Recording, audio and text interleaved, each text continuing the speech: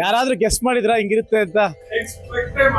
ನೀನೇ ನೀನೇನೆ ನನ್ನೆಲ್ಲ ಆಸೆ, ನನ್ನ ಕನಸೆ, ನನ್ನೆಲ್ಲ ಸೊಗಸೆ.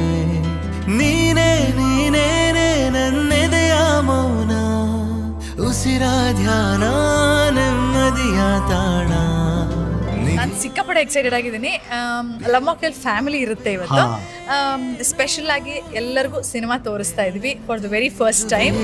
ನಿನ್ನ ಜೊತೆಗೆ ಸಾಕಿನ್ನು ನೀನೇ. ಒಂದು ಲವ್ ಮಾಕ್ಟೇಲ್ 3 ಸಿಹಿ ಸುದ್ದಿ, ಆದ್ರೆ 3ಕ್ಕೆ ಮುಕ್ತಾಯ ಮಾಡ್ತಿದಾರೋ ನೀನೊಂದು ಕಹಿ ಸುದ್ದಿ ತರ.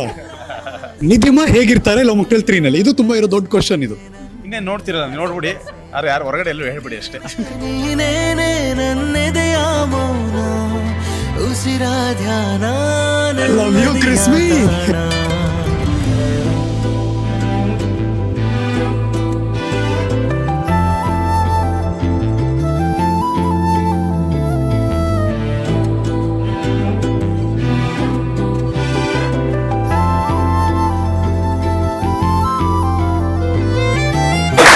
ನಿರ್ದೇಶಕ, ನಿರ್ಮಾಪಕ, ಚಿತ್ರಕಥೆಗಾರ, ನಮ್ಮೆಲ್ಲರ ಪ್ರೀತಿಯ ಡಾರ್ಲಿಂಗ್ ಕೃಷ್ಣ.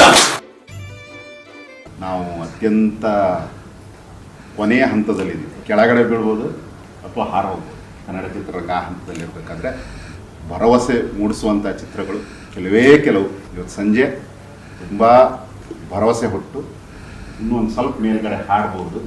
ಕೆಳಗಡೆ ಬಿದ್ದರೂ ಕನ್ನಡ ಇಂಡಸ್ಟ್ರಿ ಹಂಗೆ ಬೀಳಲ್ಲ ಅನ್ನುವ ಲಾಸ್ಟ್ ಹೋಪ್ಸ್, ಲಾಸ್ಟ್ ಬ್ಯಾಷನ್ ಅಂತ ಹೇಳ್ತೀವಲ್ಲ, ಅಂಥದ್ರಲ್ಲಿ ಥ್ಯಾಂಕ್ ಯು ಕೃಷ್ಣ ಅವರೇ.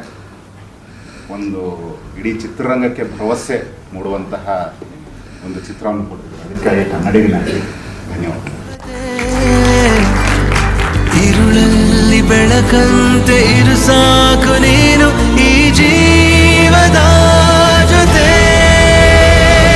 ನೀನೇ ನೀನೇನೆ ನನ್ನೆಲ್ಲ ಆಸೆ, ನನ್ನ ಕನಸೆ, ನನ್ನೆಲ್ಲ ಸೊಗಸೆ.